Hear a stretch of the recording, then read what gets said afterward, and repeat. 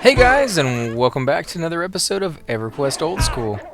Dang, no experience. Yeah, because we were just killing something here, and what we did is end up using the skeleton's attack. In fact, if I actually attack the skeleton, it would be nice. But we end up using the skeleton's attack as a distraction when they were attacking the little halflings here, and the problem with doing that is we killed the halflings first, which means that the skeleton was still alive when it was running away. And because the skeleton got the last hit, it got the experience basically, but it doesn't get experience, so it was just a waste. Whereas we were sitting there doing most of the damage, and we didn't get anything for it. So you kind of want to make sure you don't do that. Now, I'm level 5 at the moment, and let me go ahead and loot some of these bone chips. What is this? Broad rusty sword. Nah, I don't want that. Let's come over here. We're actually making pretty good experience over here. And it's just kind of fun to actually be in a group for once. Now, I don't know the person I'm with. It's just somebody we kind of picked up. And, we're just kind of hanging out and roaming around and killing some stuff. Now, we do have probably level 50-something cleric spells right now. We got a Heroic Bond and, an Ultron's Mark. Wow, I can't believe she gave us that.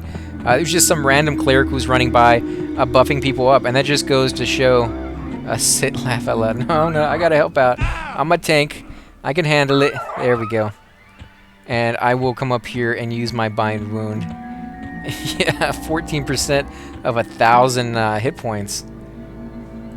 Let me go ahead.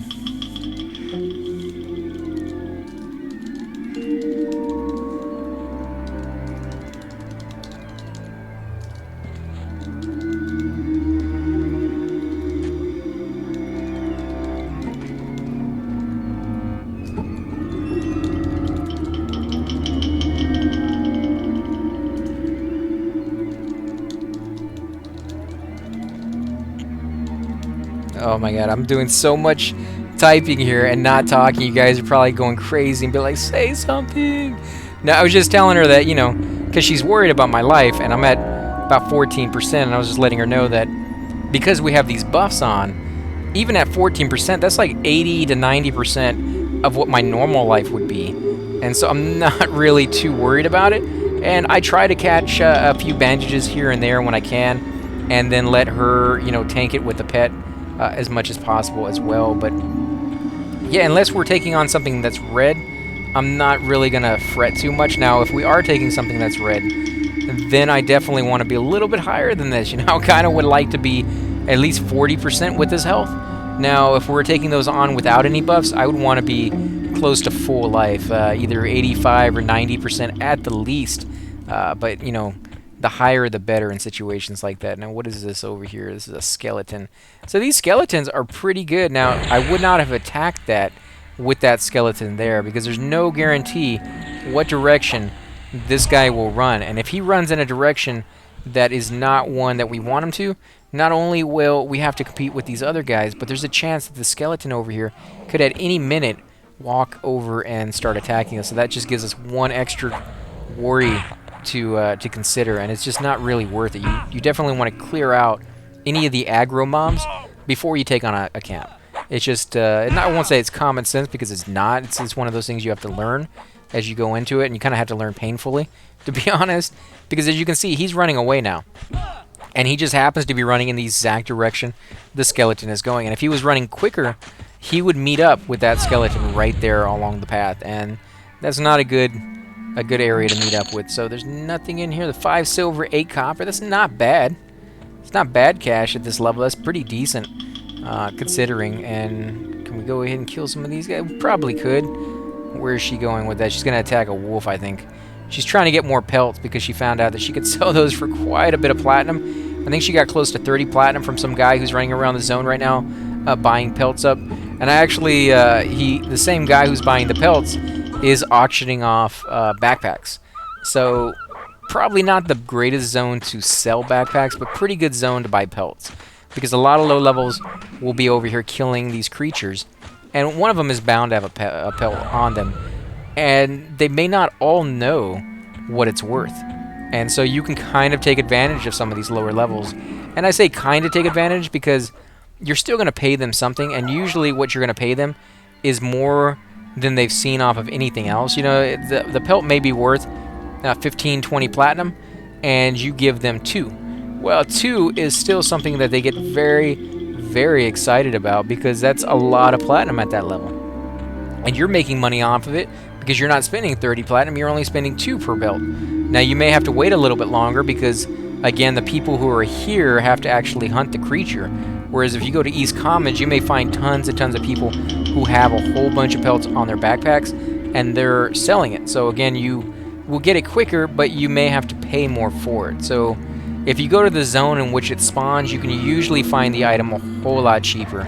And of course, you can always buy looting rights for an item that's no drop. So if you go to a zone like Lower Guck, where you can get the Swiss Sewing Evil Eye bag, if I remember right, and I think it is, that it is no trade, because I remember having to go there with all my different characters to get it myself. And yeah, when you go there, if it's being camped by a group, a lot of the time that group, within like an hour or two, won't need any more of those backpacks. Like, everybody has one, they're lower, you can only have one. They've gotten all the ones they want. They may even have some of their lower level characters camped at the entrance that they can pull in and get an invis of some sort and run over there and get the backpack. It's very easy for a character to run in there and get that if they're familiar with the zone and they got you know, a decent invis waiting for them, and they're going to pick it up. But if you're there and you're higher level and you've never been there before, you can invis up, go to that zone, go to that group, and sit there and say, you know, do you guys mind if I get the next backpack that drops? And most of the time they say no, they don't mind at all, that you can have it, because otherwise it's just going to rot. And you'll even see in certain zones where they will OOC saying blah blah blah has dropped, you're welcome to it as long as you don't train us. That's the biggest thing. If you train the group, they are going to be ticked, and they can't really stop you at that point from looting, because once the item is open to the public for anybody to loot. Oh great, I got the skeleton on me. What level is he? Oh, he's yellow. Ooh, get him off of me. Come on, get him off of me. Kill this thing already. Kill it. Kill it.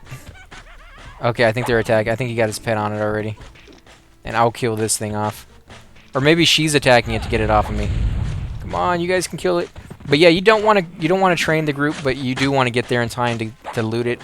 My suggestion would be to send them a tell and say, you guys mind if I have it? Even though they've already offered it to everybody in the zone, if you send them a tell and ask them that, and then they say, well, there's already somebody here who showed up because they offered it, you know, that will let you know not to waste the trip, because, again, it's open to anybody who wants it, but if you have to compete with other people, that's going to cause arguments, and it's just a lot of mess that you really don't want to deal with. And usually the way it works is first come, first serve, and the group will tell you to kind of go away if there's a lot of people already there. They'll be like, okay, whoever got here first gets the item. If you guys want it, come back in another 20 minutes when it spawns. It almost always drops, and you guys are welcome to it then. And so just kind of keep it civil, kind of keep it respectful. I'm going to go ahead and use some of my Bind Wound. I guess she's going to run off real quick, and I'm going to have to catch up to her. Oh no, Wolf is trying to hit me. Come on, there we go. Bandage is complete. I'm only at 7%. So let's come over here so that she can see that I'm getting hit and help me out a little bit, because I am only at 7%. And even if this thing is even, no, it's only blue. Probably be able to take this on by myself with the amount of damage that I'm doing. I'm not even doing my full amount of damage. I'm doing like 8 points of damage here and there. I should be doing close to 20, but because it's... I can't even say it's because it's a high level. It's not really a high level. And she's running off. I can't keep an eye on where'd she go. Up here. There she is. I just want to make sure I can keep her within sight. Because the worst thing is losing your group. And as the pooler, it's almost unforgivable to be the one who falls behind. You're supposed to be the one in the front in the first place. And to fall behind is just... No, I don't want that. Let's run over here. And again, this is kind of the life of a pooler, is to never rest, to always be moving around. And that's why Bind Wound was something that I'd never really used all that often. I did occasionally in groups when the cleric was full out of power. I mean, completely gone. He wasn't even coming close to having enough power, and he'd have to use what little he had just to heal up some of the other people in the group, and you're like so low that you may die from like a dot. Oh no, losing buffs. Yep.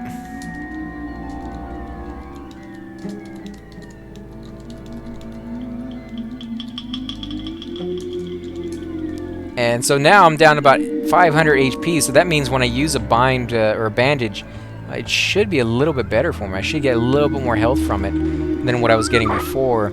And not like, I'm not getting more health, basically. I'm getting more percentage of my life, because my percentage of my life is, you know, of course, determined by how many hit points I have, and they take a percentage of that.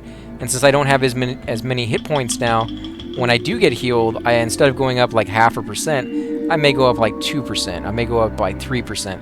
And so it's one of those things where it's just kind of cosmetic, you know. It's not really giving me more back, but it makes me feel better because my life is going up a little higher, and it makes her feel better because my life is at 50% or close to 50%. Although it's really, it would have been better. Well, this is a tree snake. That's yellow. It would have been better to have the extra hit points and be at like 5% than to be at 50% without the hit points. But yeah, it gives you that little peace of mind that you didn't have otherwise. Come on, let's come down here. What is she doing? Oh, she's looting everything. I don't know how she's not overweight already, because she's picking up everything on the ground. Let's go ahead and bind wound. I'll let them get a little bit of extra damage. Why am I? Nope. Guess we're not. We're gonna kill this thing. Oh wow! I got the kill hit right there. Nice, 20 points of damage, and we are still getting faction hits even after killing these things for the last. Oh, I am bad of bandages finally. Well, I bought an entire backpack, and I guess I went through every single one that I had, which is saying something again, because I normally don't ever bother buying those. They take up a lot of space. They don't weigh very much, but they take up a lot of space. And so unless you have somebody who can kind of give them to you every once in a while in a group like a mage, you know, it's just not something you run into. I just realized I am not splitting money. Sorry. Actually, I don't really like split. I prefer it off. I have plenty of money at the moment. And I do actually have plenty of money at the moment because ZK came over and he gave me not just that weapon, but he gave me a few pieces of armor, the belt, and things of that sort. And then he gave me a gem. And that gem ended up being worth, I think, 110, 111 platinum. And so when I see characters like this that are low level, who are kind of just getting started, I try not to take the money from them. I don't want to rub it in their face like, oh, I got plenty of money. I don't need anything. You can have everything. I'm not trying to do that. I'm trying to give them the resources so that they will be able to buy the spells, because one of the worst feelings in this game is to put in the time, put in the effort to get to a level, and then when you get there find out that you don't have enough money to buy all your new level spells. It sucks so bad. But I do like the difficulty, because in other games like Everquest 2, when you level, you get the spell automatically. And what I've noticed with that one is that because I get the spell automatically, a lot of the time the spell really doesn't mean that whole much to me. Like, I got the spell, I'll use it because it's an upgrade, but I don't even look to see what the spell does. It just automatically overrides the older version spell that I have that I was already using. It's down here in my hotbar, and I just click on it constantly because I know that's the spell I want to use in a certain order that I have. And with this game, when you get a new spell, you have to go buy it, you have to go find it first. That can be a difficult part too. Didn't get experience from that one either. Yeah, it's a low level one.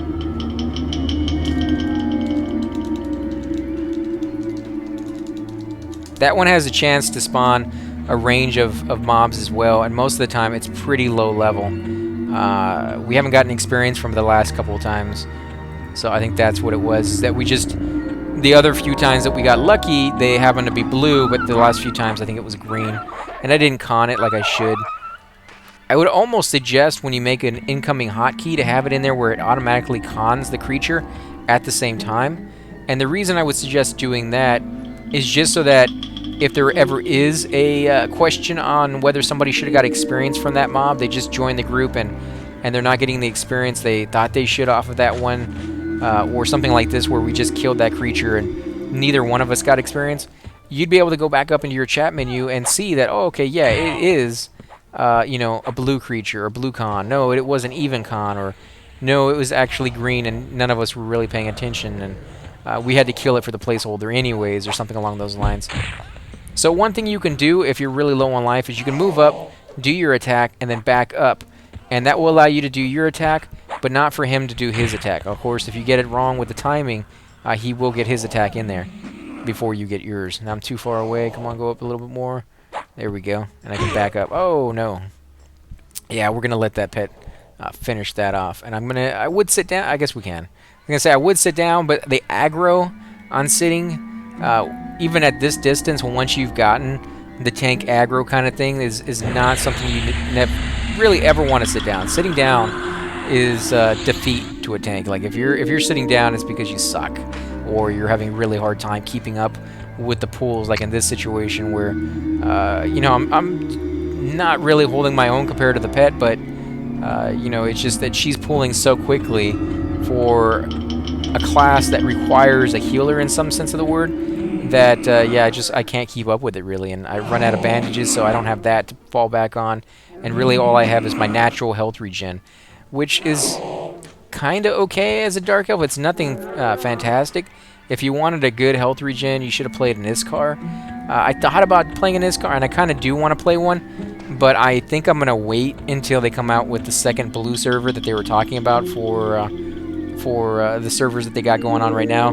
What they're doing is they're coming out with Velius here pretty soon, and once Velius is out, once they've worked through all the bugs of that expansion, and they have a little bit of extra time, they're considering coming out with another server that starts all over again from day one of P99. I guess she got a few more pelts to sell this guy. Any new pelts? Probably. I think she did get a few more. Let's go ahead and loot this up. 1 silver. There's a couple other bears and wolves over there. There might be some pelts on that sucker, but yeah, you definitely do want to save up for your spells. But yeah, Velius is going to come out, and once that's out and they perfected that and there's no more big glitches, I'm sure, you know, even with this game as it is, been out for as long as it has, they're still finding little things that they need to tweak and change, though it's never really done. But I think once they get to that stage where it's kind of like, you know, dwindling down and they don't get as many complaints as often, that they will go ahead and start working on that other server. And when that server comes out, there's going to be a lot of people who are going to create characters day one, which means there's going to be a lot of low-level characters to group with in some of these zones that, you know, right now are not very populated. Let's go ahead and come back over here. But yeah, I think it's going to be fun, so I kind of want to make an Iskar, maybe Monk, and maybe a Wizard on that server as well, and play on both servers at the same time, because even though that server is going to be really, really cool for some of the lower level zones, the higher level zones are going to take some time before they start filling out, and the raid zones are going to be pretty much non-existent for the first few months, because even if you're a hardcore gamer and you from day one, you know, power through it and try to get to max level as fast as possible, it's probably going to take you, if you do all day every day for 3 weeks, you might be able to get to max level pretty quickly, but there's not going to be very many people there, and most raids tend to take at least 2 or 3 groups with them, sometimes more. I mean, in this game, it's not like in Everquest 2 where you have a max amount of people who can be involved in a combat scenario where, like, once I attack a creature in Everquest 2, that creature is now locked to me and my group, or me and my raid. And if you can only have 4 groups in your raid, then all the other groups, they cannot participate. They can't heal your group, they can't do any damage, they can't do anything. But in this game, it's open, it's an open world, so if a god spawns, or a mob spawns, or a demon spawns, or whatever the case is, and he's level 100, and the highest you can possibly be is level 50 at the time, and you get everybody on the server, and of course if the server can handle everybody being in one zone, they can all participate in trying to kill that mob at the exact same time. They can all do damage. Even a level 1 could run up there and try to attack. Now the only downside to going into the fight, if you're not the right level, mainly is the fact that if you are a low level, you're probably going to get killed by an area effect spell that's just going to wipe the floor with you in one hit. Even if you're a high level, even if you're level 50, you're attacking a level 100, chances are none of your spells are going to land, and you'll probably get wiped the floor with by area effect spells too, but the whole purpose behind it is everybody can participate. So when you go to a zone and you want to go there as a raiding group or a raiding guild, and you have, say, you know, 30 people one time who want to go with you, well, that's great. All 30 people can go. The next time you guys invited a lot more people, or maybe it's the weekend and a lot more people are on, and you've got 100 people who want to go with you, well, that's great. All 100 people can go with you. There's no limit on how many people can participate. Now, there is a limit on who's going to get experience, because normally what they will do is they will have an experience group where they put like the DPS, whoever that is, whether it's like 2 or 3 rogues, and they know those rogues with the stuff that they have can pretty much outdamage the rest of the raiding guild, because again, everybody has their different roles, and a tank doesn't do damage, but he takes the hits, whereas the rogue, he doesn't take the damage, but he deals the hits. And so just having that ability to have somebody take the hits for you that's not even in the same group with you will allow people to actually make a group that can do all the damage and get all the experience. And you're like, why would you want to do that? Why wouldn't you spread it around? Well, for the most part, if you're doing raids, you don't need the experience. Like, you're already pretty much max level, or you're pretty close to it if not already. And so what they will do is they will put anybody who needs experience in the experience group. Anybody who's not max level will go into that group, and then they will switch people out as they level up and things of that sort. But everybody else who doesn't need experience doesn't need to sit there and worry about doing the max damage. They just worry about their job. And if they die, it's no big deal, because again, when you're max level, what are you going to lose? You're not going to lose anything. So because I think they allow you to have at least a certain amount of experience in your max level. Like at level 50, I believe you could have all the way up to basically level 51. Just one more kill would get you to 51, but it would never let you get that experience. Like, it was maxed out. You couldn't get any further than that. But you had that entire bar as backup. So if you ever got into a bad raiding party for whatever reason and you died a whole bunch, you could use that experience as a buffer not to lose your level 50, which a lot of the time, if you're max level, would be the level that you got new spells at. Because towards the end of the game, they started doing it where instead of getting level or getting spells every 3 or 4 or even longer levels, they started giving you 1 or 2 spells every level. So instead of having to wait for 10 or 15 spells at a certain level every 4 or 5 levels, like I said before, you would get 1 or 2, which kind of trickled in little bit by little bit, but it gave you something to look forward to. And especially on levels that were 2 times or 3 times or even sometimes 4 times the amount of experience to get, you kind of did feel like you just got 4 levels in that amount of time. And so getting a few spells, even though it's not like the amount that you were normally used to, was and still is one of those nice little things that they did for you. But again, you still have to go off and find those spells, and at higher levels, a lot of those spells only come off of raid bosses and things of that sort. So if you wanted to be like that uber cleric, I remember there was a cleric spell, I think it was the pet spell that the clerics got with the hammer, that was a raid drop, and it was one of those things that was really useful in certain raid zones, but for the most part wasn't that useful in pretty much the rest of the game.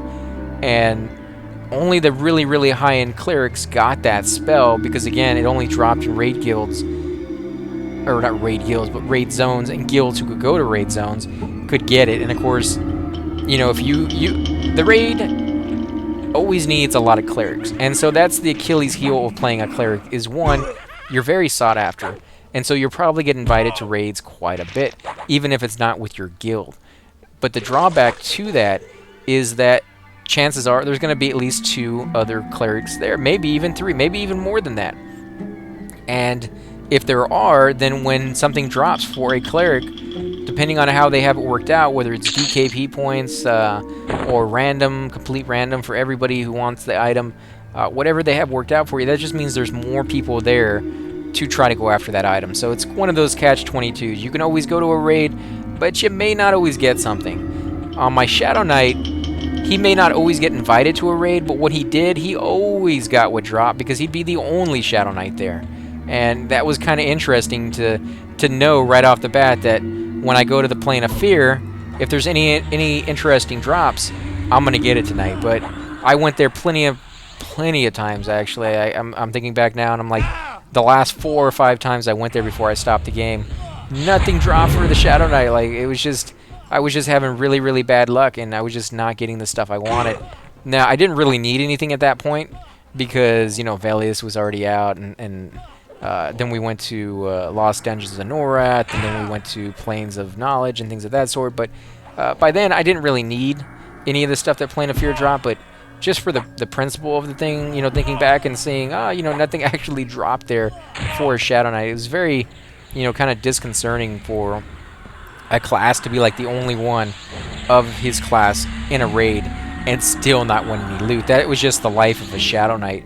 Is at every step of the way they just kind of jabbed you a little bit more. SOE Sony was just like, you suck. Let's jab you in the face and show you just how bad you suck. And the reason you suck is because we made your class kind of sucky.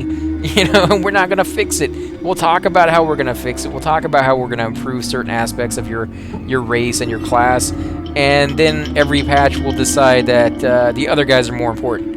You know, and so I understand that they only have so much time to go around and only so much manpower, but it definitely is one of those things where you just kind of, you get tired of being like overlooked as a Shadow Knight. And so a lot of people had resentment for the class, you know, because they leveled them up, which was hard enough as it is because they have a 40% experience penalty, so they had to get 40% more experience than anybody else.